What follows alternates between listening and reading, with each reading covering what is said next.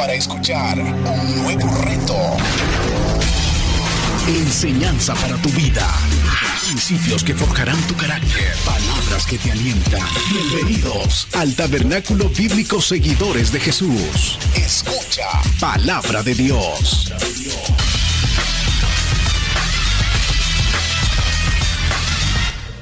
Muy buenas noches, amados hermanos. El Señor les bendiga.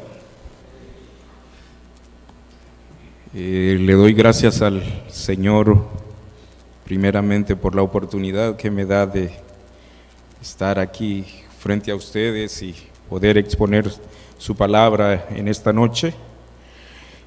Acompáñenme a orar primeramente antes de entrar en la predicación para que el Señor sea tomando el control. Amantísimo y soberano Señor, te doy gracias por esta noche, Señor, por esta oportunidad que me das, Señor, de exponer tu palabra. Te pido que seas tú, Señor, dándome el denuedo, Señor, la claridad para que mis hermanos puedan ver la grandeza, Señor, tuya en la faz, en el rostro de Jesucristo. Que tu nombre sea exaltado en esta noche, Señor. En Cristo Jesús. Amén y amén. Pueden sentarse, amados hermanos, y en esta noche seguimos con la serie La Grandeza de Jesús, y como ya han predicado los demás hermanos y el pastor lo ha mencionado también, la grandeza de Jesús tiene que ver con su gloria, con su fama, con su nombre, su reputación y con quien Jesús es. Pero para medir la grandeza de una persona se toma en cuenta sus méritos, su carácter, sus logros, sus metas alcanzadas, sus habilidades y sus destrezas. Ahora veamos lo que dice la Escritura de la grandeza de nuestro amado Señor Jesucristo. Y les voy a pedir que me acompañen al último libro de la Biblia, Apocalipsis 1:8, para ver lo que nuestro Señor Jesucristo dice de sí mismo. Apocalipsis 1:8.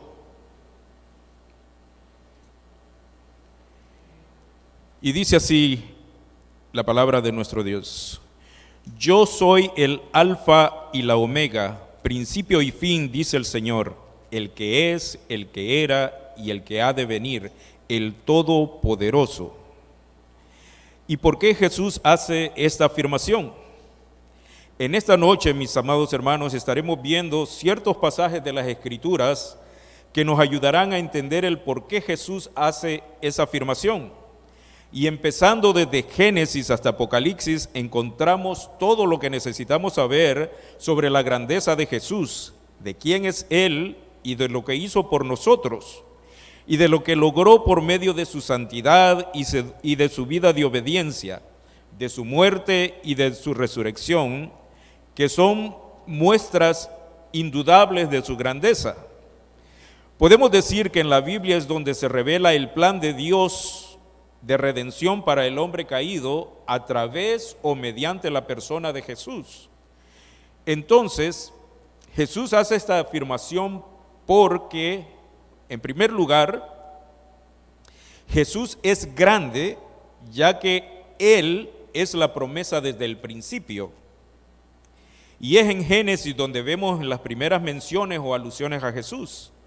Después de la caída del hombre, Dios promete la venida de un Salvador, y en Génesis 3:15, en lo que se le conoce como el protoevangelio, dice: Y pondré enemistad entre ti y la mujer, y entre tu simiente y la simiente suya.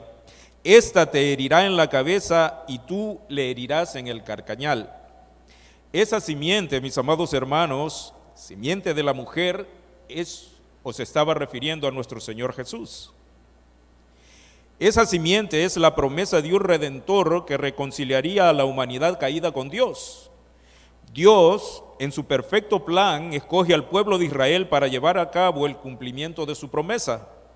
Luego encontramos referencias a Jesús por todo el Antiguo Testamento, ya que Israel esperaba con ansias la llegada de ese Salvador, de ese libertador, la llegada de ese Redentor, y sabían que vendría de su descendencia según esta promesa que acabamos de leer en Génesis 3:15. Para entender un poco esto, veamos lo que dice la carta a los Hebreos en el capítulo 1, versículo 1 y 2. Hebreos capítulo 1, versículo 1 y 2. Dios, habiendo hablado muchas veces y de muchas maneras en otro tiempo a los padres por los profetas, en estos postreros días nos ha hablado por el Hijo. Cuando el escritor del libro de Hebreos dice, Dios, habiendo hablado muchas veces y de muchas maneras en otro tiempo a los padres por los profetas, muchas veces se refiere a la revelación progresiva que iban teniendo los profetas a lo largo de los siglos del Antiguo Testamento. Cuando Dios hablaba o daba un mensaje por boca de ellos, de tal manera que Dios estableció distintos modos de comunicación con los profetas para que hablasen al pueblo, ya sea por medio de leyes, promesas, por sueños, por visiones, por medio de hechos históricos, así también como símbolos, como personajes, como tipos, como parábolas, como alegorías, etcétera, etcétera.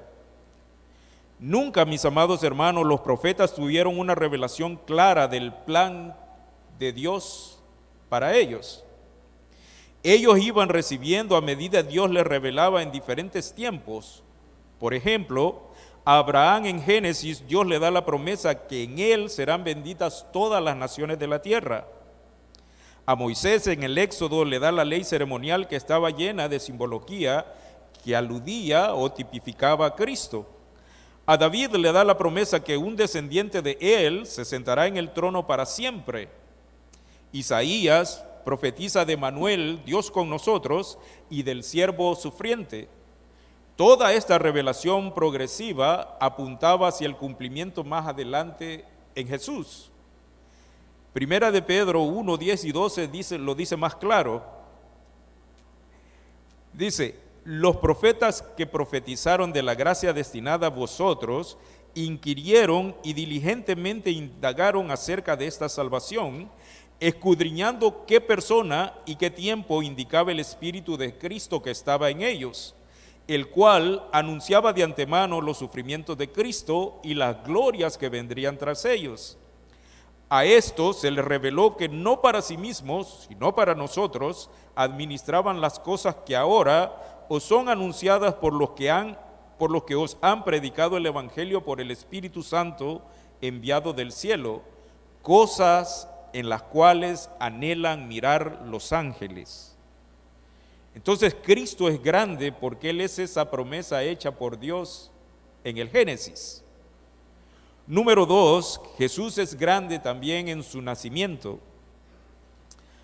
Ahora se llega el tiempo del cumplimiento de esa promesa y como dice Gálatas 4:4, pero cuando vino el cumplimiento del tiempo, Dios envió a su Hijo, nacido de mujer y nacido bajo la ley. Y a pesar de Jesús haber nacido en un pesebre, su anunciación y su nacimiento fueron dignas de un rey. Un rey que llegaba al mundo para ser el más grande, el más trascendental y traer esperanza y vida eterna. En la anunciación, el ángel le dice a María, María, no temas porque has hallado gracia delante de Dios, y ahora concebirás en tu vientre y darás a luz un hijo, y llamarás su nombre Jesús.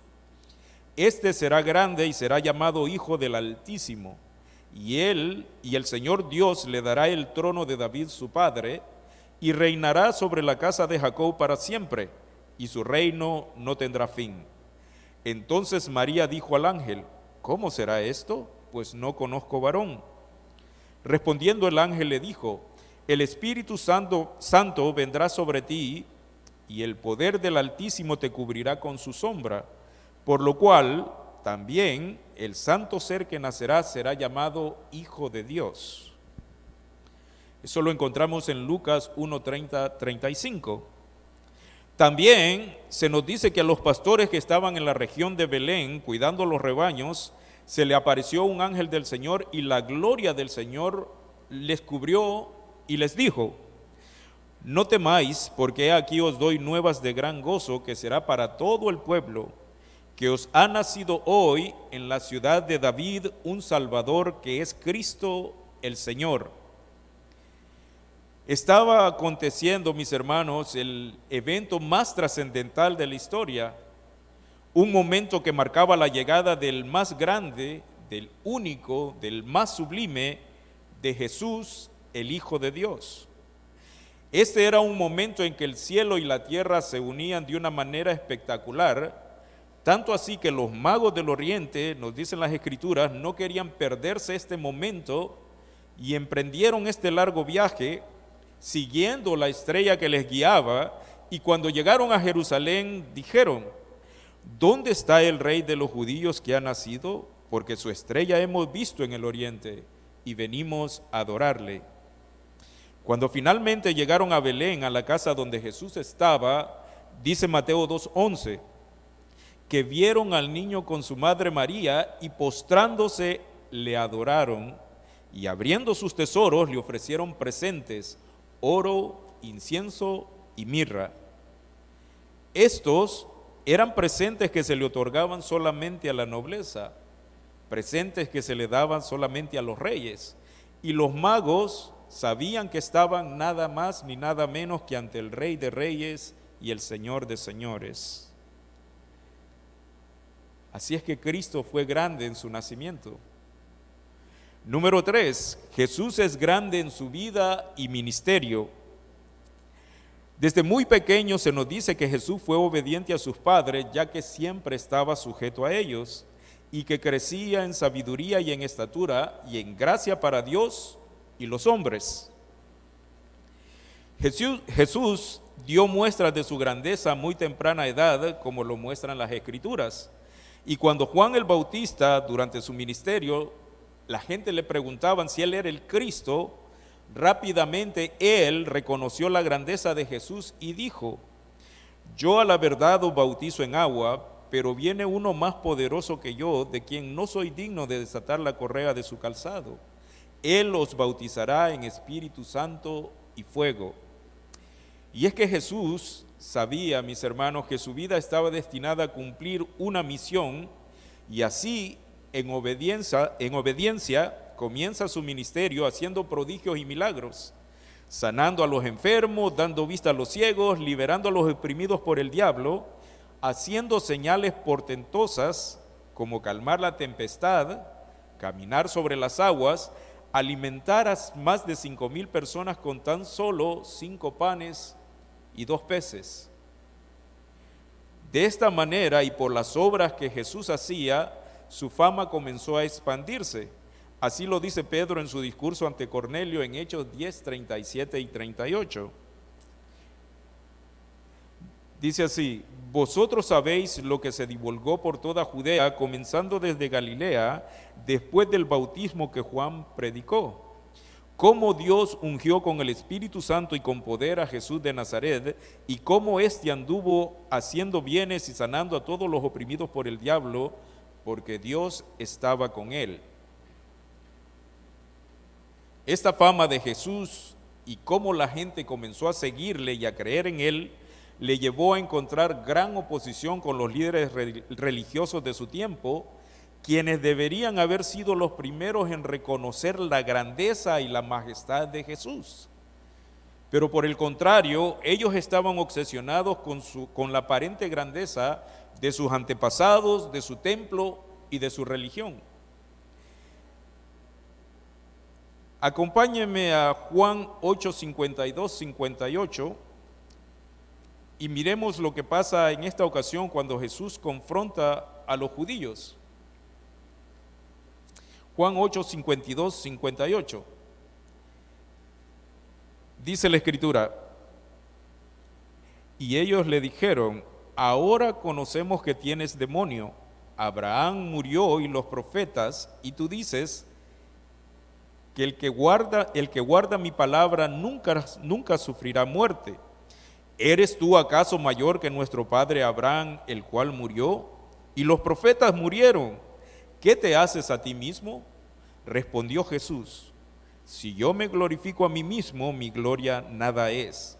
Mi Padre es el que me glorifica, el que vosotros decís que es vuestro Dios. Pero vosotros no le conocéis, mas yo le conozco. Y si dijere que no le conozco, sería mentiroso como vosotros.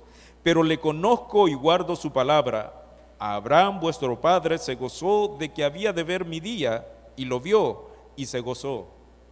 Entonces le dijeron los judíos: ¿aún no tienes 50 años y has visto a Abraham?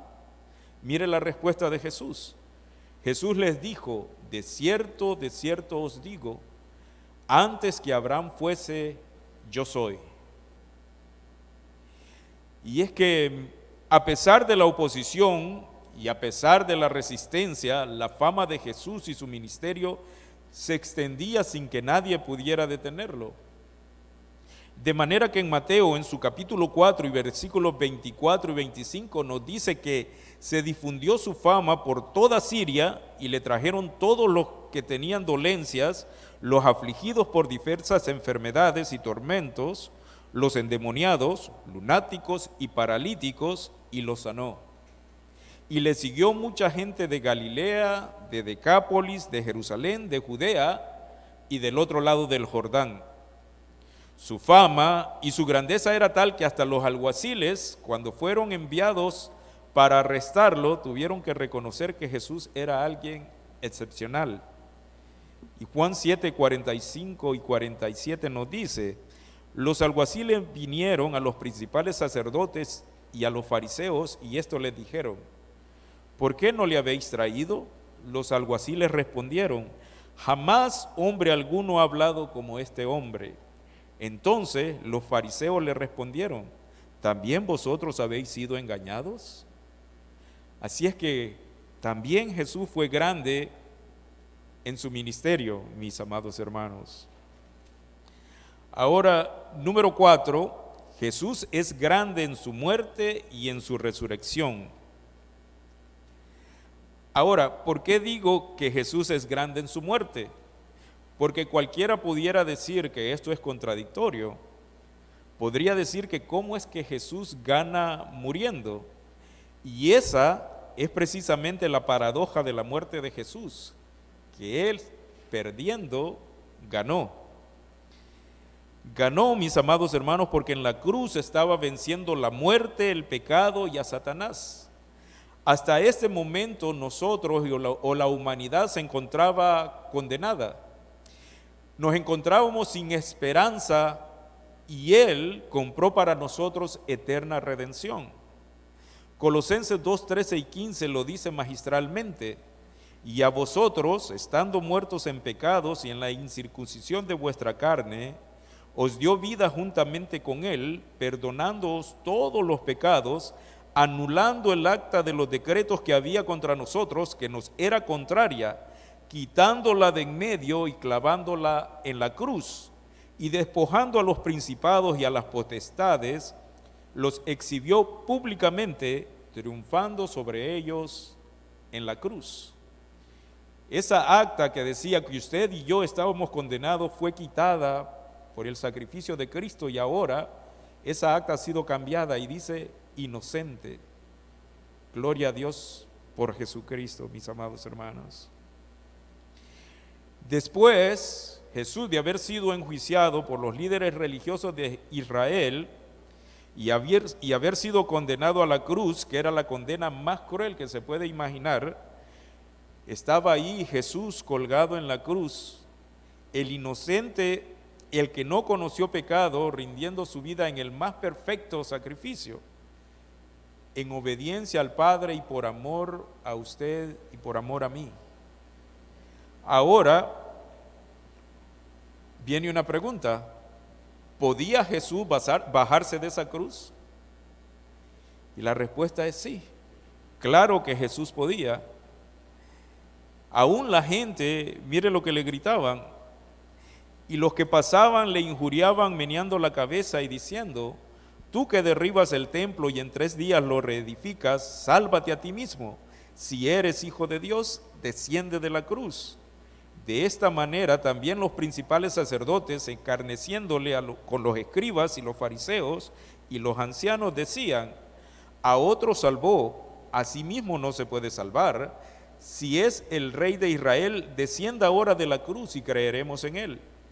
Confió en Dios, líbrele ahora si quiere, porque ha dicho, soy hijo de Dios. Y lo mismo le injuriaban también los ladrones que estaban crucificados con él. Y para aclarar, mis hermanos, los dos ladrones eran malos, o sea, no hay tales de ladrón bueno y el ladrón malo, así que cuando escuche eso digan, no, los dos eran malos, porque los dos le estaban injuriando en ese preciso momento. Así es que es grande Jesús porque muestra allí en la cruz el acto más grande de amor que jamás podamos comprender o entender a su cabalidad. Es extraordinaria la manera como Jesús, colgado en la cruz, agonizando, sufriendo la muerte más cruel que se puede dar a un ser humano, y a pesar de la injusta condena y de las injurias, de las burlas y de los vituperios, aún Él saca aliento para decir, Padre, perdónalos porque no saben lo que hacen. Él podía haber renunciado a la cruz, mis amados hermanos. Él podía haber clamado a su Padre por ayuda, pero de haberlo hecho, usted y yo y el resto de la humanidad estaríamos condenados. Él, por el contrario, prefirió la obediencia, prefirió la humillación. Jesús mismo le había dicho a Pedro un poco antes de su arresto en Mateo 26, 53 y 54, ¿acaso piensas que no puedo ahora orar a mi Padre y que Él no me daría más de 12 legiones de ángeles? Pero ¿cómo entonces se cumplirían las Escrituras de que es necesario que así se haga? Esto, mis amados hermanos, es lo que hace verdaderamente grande a Jesús, que pudiendo bajar de la cruz no lo hizo, y en obediencia al Padre, Él voluntariamente pone su vida. Por eso me ama el Padre, porque yo pongo mi vida para volverla a tomar. Nadie me la quita, sino que yo de mí mismo la pongo. Tengo poder para ponerla y tengo poder para volverla a tomar. Este mandamiento recibí de mi Padre. Juan 10, 17 y 18. Es grande Jesús porque después de haber rendido su vida en libación por nuestros pecados, después de haber cumplido su misión de redimir al pecador, colgado en esa cruz, pudo gritar con el último aliento de vida que le quedaba, Tetelestai, consumado es. Jesús era el único que podía pagar la deuda de nuestro pecado. Él era el único calificado para sustituir al hombre pecador. El justo muriendo por el injusto para hacer la paz entre Dios y nosotros. Romanos 5:7 lo dice, ciertamente apenas morirá alguno por un justo, con todo pudiera ser que alguno osara morir por el bueno, mas Dios muestra su amor para con nosotros en que siendo aún pecadores, Cristo murió por nosotros. Jesús, mis amados hermanos, murió como cualquier otro, fue sepultado como cualquier otro, pero note este detalle que hasta en su sepultura Él fue grande. Así Isaías lo había profetizado y en Isaías 53:9 dice, y se dispuso con los impíos su sepultura, mas con los ricos fue en su muerte, aunque nunca hizo maldad ni hubo engaño en su boca. Jesús, ya muerto, fue bajado de la cruz, envuelto en sábanas y luego fue colocado en una sepultura nueva tallada en la roca que era de un hombre rico llamado José de Arimatea. Eso lo encontramos en Mateo 27, 57 en adelante. Pero lo que separa a Jesús de cualquier hombre famoso, lo que lo separa de cualquier líder, ya sea en la ciencia, en el arte, en la política, en el deporte, en la religión o en la guerra, es que los restos de estos hombres aún se encuentran en sus sepulcros, y a pesar de que muchos son motivos de veneración o de peregrinación, sabemos que sus restos, o al menos sus huesos o lo que queda de ellos, se encuentran allí. Pero con Jesús lo que tenemos hasta el día de hoy es una tumba vacía, porque Él venció la muerte, y porque Él vive, nosotros también viviremos junto con Él. Dios le levantó de los muertos al tercer día y se sentó en lugares celestiales como señal indiscutible que la ofrenda por el pecado había sido aceptada. La deuda que teníamos por nuestros pecados, que nos separaban de Dios desde el principio, había sido saldada. Ahora podemos entrar confiadamente al trono de la gracia, porque nuestro amado Salvador nos abrió un amplio camino. Él trajo la paz para reconciliarnos con Dios el Padre. En ese mismo momento, Dios nos hizo aptos para participar de la herencia de los santos en luz, el cual nos ha librado de la potestad de las tinieblas y trasladado al reino de su amado Hijo, en quien tenemos redención por su sangre, el perdón de pecados. Colosenses 1, 12 y 14. Pero también, además de ser nuestro Salvador y Redentor, Jesús obtuvo máxima exaltación de parte de Dios el Padre.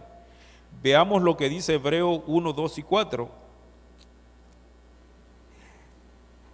A quien Dios constituyó heredero de todo y por quien asimismo hizo el universo, el cual, siendo el resplandor de su gloria y la imagen misma de su sustancia, y quien sustenta todas las cosas con la palabra de su poder, habiendo efectuado la purificación de nuestros pecados por medio de sí mismo, se sentó a la diestra de la majestad en las alturas, hecho tanto superior a los ángeles, cuanto heredó más excelente nombre que ellos.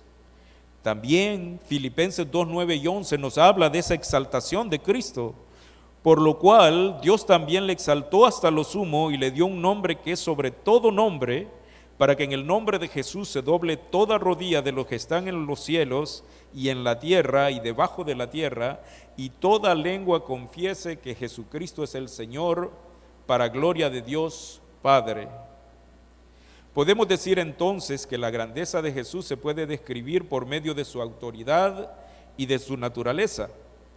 Y esto puede reflejarse en tres categorías. Número 1, cómo es Él. 2, lo que Él ha hecho y lo que está haciendo. Y 3, su puesto de superioridad o de autoridad.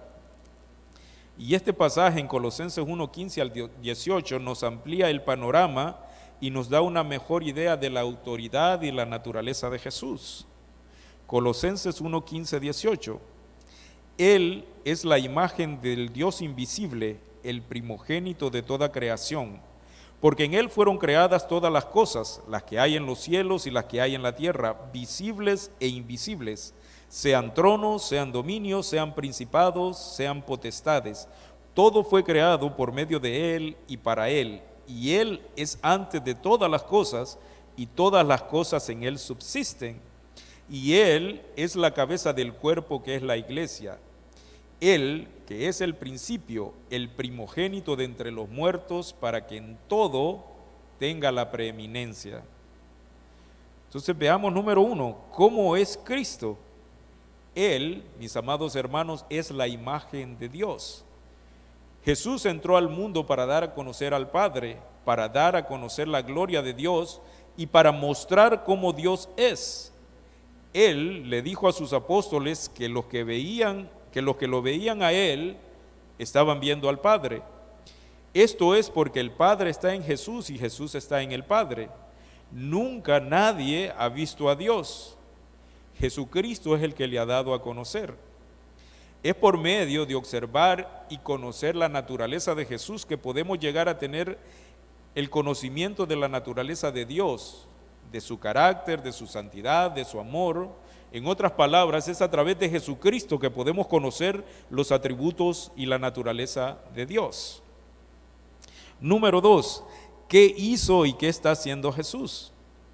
Jesús, mis amados hermanos, ha de ser respetado como creador de todas las cosas, ya que Él estuvo con el Padre en el principio y tiene la misma naturaleza divina del Padre. Y Pablo, al aseverar aquí en Colosenses que Él estaba en el principio de la creación, no está enseñando que Jesús fue creado, antes más bien Él está enseñando que Él fue quien activó todo desde el comienzo. Y Juan 1 y 3 nos ayuda a entender un poco más esto. Dice, en el principio era el Verbo y el Verbo era con Dios y el Verbo era Dios.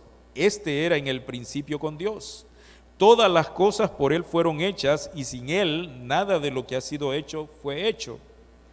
Él, Jesús, es la fuente.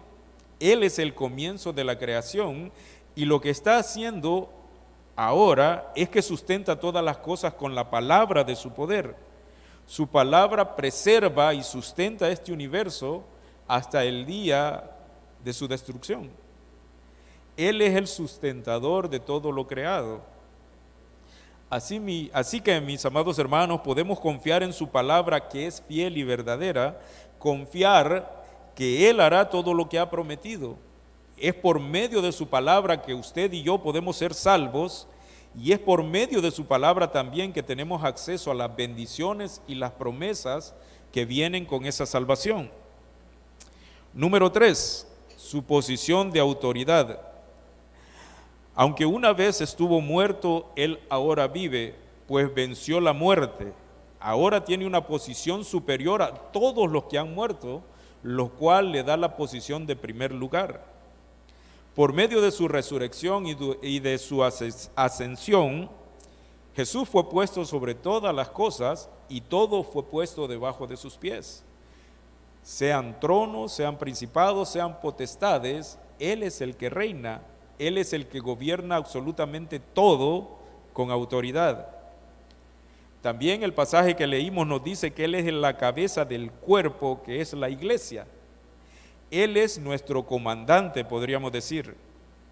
Él es nuestro líder, nuestro maestro, nuestro salvador, nuestro Señor. Él es nuestro Dios. A través de los siglos, el diablo y los hombres han tratado de destruir la iglesia, pero no han podido ni podrán, porque nuestro líder, que es el más grande, Él no está muerto, Él está vivo, mis amados hermanos. En resumen, y ya para ir terminando, para que se despierten los que se están durmiendo, Cristo es la imagen del Dios invisible, por quien y para quien todas las cosas fueron creadas, y Él mantiene un lugar pero muy superior de autoridad. Debido a esto, nosotros debemos honrarle.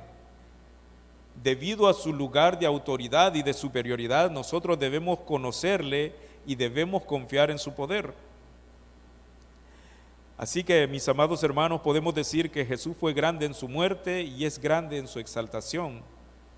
Él murió como un manso cordero, pero Él reina y un día regresará, ya no como siervo, sino como el león de la tribu de Judá, como el Rey de reyes, como el Señor de señores, a juzgar a vivos y a muertos. Así es que podemos decir que si usted ha creído en Cristo Jesús, puede sentirse afortunado, porque como dijo el hermano Luis al principio, nosotros no sabemos, muchas veces no sabemos lo que tenemos hasta que lo perdemos. Y si usted ve allá afuera, hay mucha gente perdida, hay mucha gente sufriendo, sin Dios y sin esperanza. Y si nosotros damos una mirada atrás de donde el Señor nos ha sacado y las bendiciones que hemos recibido de Él, no hay otra más que caer rendido delante de Él y darle gracias. Así es que esta salvación, mis hermanos, es de gratis para nosotros, pero a Cristo le costó su vida. Él la compró con su propia sangre. Y esta salvación está vigente para todo aquel que la quiera recibir. Lo único que tiene que hacer es arrepentirse y creer en Cristo Jesús. Creer que el sacrificio que Él hizo en la cruz fue suficiente para redimirle y para comprar eterna salvación para usted. Así es que cierro con esto, mis amados hermanos, que después de todo lo que he tratado de explicarles o de exponerles, ese recorrido que hemos hecho a vuelo de pájaro, se podría decir, porque entender y conocer la naturaleza de Jesús es profundo, pero hemos podido ver la grandeza de Cristo en diferentes etapas a la luz de las Escrituras. Si es que ya al final podemos decir confiadamente que Cristo o que Jesús tenía méritos más que suficientes para hacer esa aseveración o esa afirmación que hizo en Apocalipsis 1:8. Acompáñenme nuevamente a Apocalipsis 1:8 y váyase con eso clavado ahí en su memoria, quién es al que nosotros le servimos, quién es nuestro amado Salvador. Él tiene razones más de peso y ha comprobado que Él es el alfa y la omega, principio y fin, dice el Señor, el que es, el que era y el que ha de venir, el Todopoderoso. Amén. Acompáñame a orar. Gracias por escuchar este mensaje. Esperamos que haya sido de edificación para su vida. Si usted no conoce de Jesús y en este día está arrepentido de sus pecados, ore de esta manera. Señor Jesús, en este momento me arrepiento de mis pecados. Reconozco que tú eres mi único y suficiente Salvador personal. Creo que eres Dios, que moriste en la cruz por mis pecados y que resucitaste al tercer día. Me arrepiento y me confieso pecador. Señor, perdóname y acéptame como tu Hijo. Doy gracias al Padre por enviar a su Hijo a morir en la cruz por mi lugar. Gracias, Jesús, por aceptar mi vida. En Cristo Jesús, Señor y Dios nuestro. Amén.